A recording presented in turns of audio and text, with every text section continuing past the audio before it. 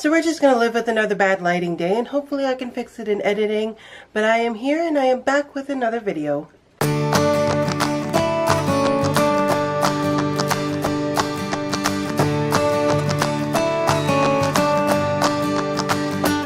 Hey everybody, welcome back to another video. Today is going to be a little bit different. Today I am filming kind of a response video to a recent video that I saw on a Christian YouTuber's vlog channel. I'll leave the link to the video I am referring to down below. Katie Emerson, now that I can say her last name, she recently got married, so I can pronounce her last name. She did a video on reasons why she doesn't read Christian romance. I thought that was an excellent video, and it's actually been a video that I myself have personally been wanting to make.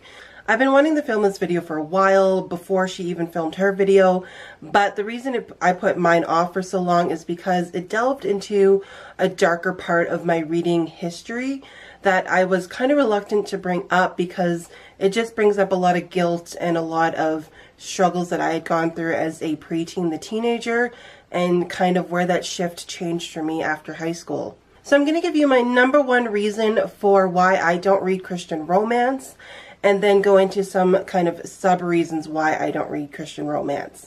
My main reason for not reading Christian romance is the sexual content. And you're probably thinking I'm a little crazy for saying this because Christian romance is relatively PG or PG-13, but I ran into some that weren't PG or PG-13, or in my mind at that age, didn't help a past situation. But here's a little bit into that reading past, that darker part of my reading past that I'm going to share with you as to why I don't read romance. So in grade 9, like it started a little bit before this, but in grade 9 I transferred from a Christian private school which only went up to grade 8 to my local public school, which was a huge shock to me, like just most depressing year of my life. And I discovered books in their library that weren't really meant for kids. In fact, they were pretty much adult erotica, or just adult romance that was basically erotica. The entire chapter of a book was the sex scene between the love interests. An entire chapter, you guys. But I stumbled across this, and this is the reason why, is because I was looking for like Scottish Highland romance during like the time period of William Wallace and that sort of time period, because I romanticized and really enjoyed Braveheart, which was a movie my father let us watch way before I was old enough to. My mom was very not happy about that. But I adored that movie for some reason, and so I wanted to read these books set around that time period. So I found a couple, but of course they're going to be full of not so good appropriate content for someone who is in grade 9, or really for any young single woman that is wanting to keep her head and mind pure. So I stumbled across these terrible books, and I didn't read a lot of them. I read a couple of them, but after reading even that one chapter, I felt dirty. I felt there was something wrong with me. I just felt disgusted with myself because I opened up this world now where my brain can explore this unrealistic and very graphic world of sexual content in romance books. Now, these books for women are pretty much the porn industry for females, because it's the emotional aspect of a lot of things that gets the women more than the physical and the visual part, and that's just the way men and women are different. And so it was just a really dark hole for me to fall into. After high school, though, I said I kind of had enough and I wanted to find some good, clean romance books, and so I started pulling more into Christian romance. But again, I wanted Scottish Highland medieval romance, and honestly, when you looked at the Christian fiction section in my library, you had Amish, Civil War, or Western to pick from. That's it. Or contemporary, which I didn't like. So the historical time periods of the Christian romance was not fitting into what I liked as a person, and so I was having some struggles. There was one Scottish Christian romance book that I did find that was relatively clean. However, for the fact that they included fade to black intimacy. I didn't know this at the time, but fade to black intimacy is pretty much building up until the main event, fading out the scene, and then they're waking up in bed next to each other. Like you would in the movies where you just have the build up, fade the scene, and the scene opens up with the two characters in bed together. Now, they kept it clean for that aspect of not going into the actual scene, but because they already built up everything enough and I had already experienced, unfortunately through those other books, my brain went with it. And it was such a difficult struggle for me to keep my brain from going into certain places, which is why now I'm such a stickler for sexual content in all of my books. You might wonder why I'm so picky about make-out scenes or characters going too far. It's because they only need to go so far before our brains can continue the rest of it. Now, most Christian books don't have that fade to black intimacy, but a lot of Christian writers like to incorporate that because then you're still keeping it spicy and interesting, but, you know, and these characters were still married, but you're not incorporating the scenes that are considered unchristian to put that kind of content into books. Like Katie mentioned in her video, Christian authors then keeping it PG and PG-13 are also sexualizing weird things like her hair, her neck, her ankles, you know, depending on the time period, and it just gets a little weird. But also for Christian romance, it's the build-up and the anticipation and stuff like that in certain books that can maybe get your mind going into different places where it shouldn't. Now you're probably thinking, Ange, I know you read romance. We see a lot of romance on your shelves behind you.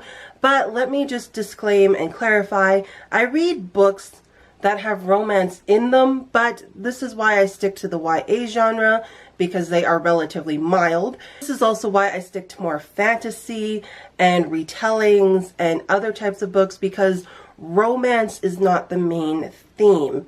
So for like my Melanie Dickerson's books, the retelling and stuff is the main theme of the book, and the romance, of course, part of a fairy tale retelling, but because they're YA, they're really clean, especially with Melanie Dickerson's writings.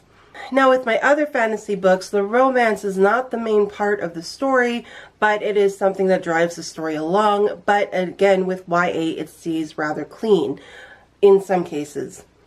And as you can see why this was a very personal subject for me, I took a while to film it because I wanted to make sure I articulated well, and I still don't think I did that, as to why I stay away from the romance genre in general. I still don't mind a good romance. I still love an OTP and to ship couples together, but I don't need a romance that will drag me back into a dark hole that I have fought so long to get through. The other reason I don't read Christian romance is the unrealistic expectations of relationships.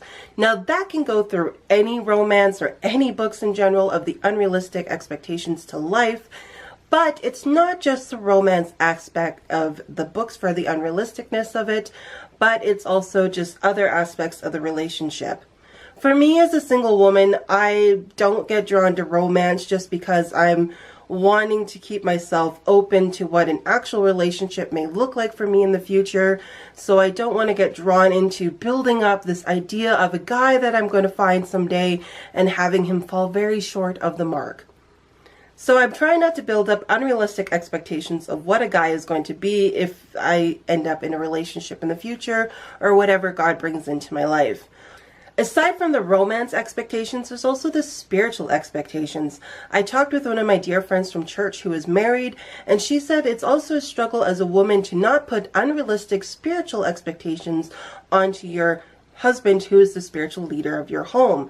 She said it was unfair of her. She didn't want to compare or feel like, you know, this should be more what my life is like.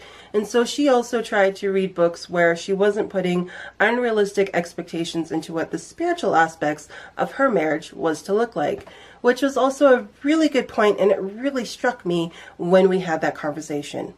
The third main reason I don't read Christian romance is because, like Katie said, they are all the same. Like I said, I struggled in high school finding something unique and fun that I wanted to read, but it was Western romance, Amish, which I definitely was not into, or you had Civil War time period or Regency that didn't really feel like Regency Jane Austen as you kind of expect with Regency.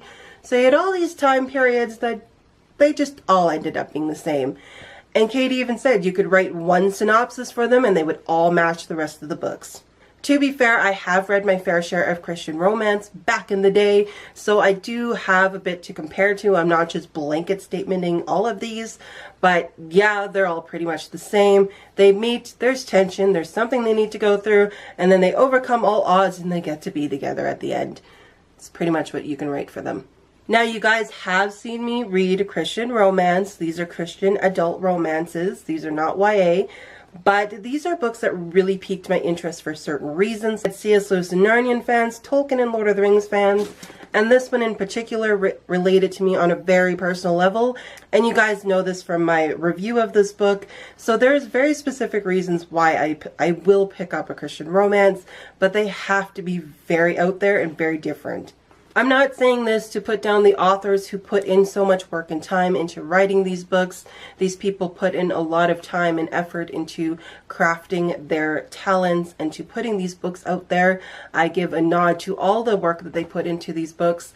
It's just like Ecclesiastes says, there's nothing new under the sun, and everything starts to just feel the same. Also, as a disclaimer, if you too like reading Christian romance, don't take this personally. As you can see, I have a very strong personal reason as to why I don't reach for Christian romance or romance in general. So there is a completely different personal reason as to why you would read these. This video is a long time coming, and I thank you so much, Katie, for opening the floor and giving me the inspiration to do this video. You guys should definitely pop on over to Katie's channel. I'll leave the video linked up here for you guys to go watch it. She does a much better way of articulating things than I do, so you should definitely go and check out her videos. She's a fantastic, inspirational young woman who does Christian vlogging type videos, so I highly recommend her channel. So definitely go and check her out. I hope you guys enjoyed this video. I hope I made it clear and was articulate enough for you guys. And thank you so much for understanding and listening to a very personal part of my reading history. As always, guys, thank you so much for watching, and I'll see you next time. Bye.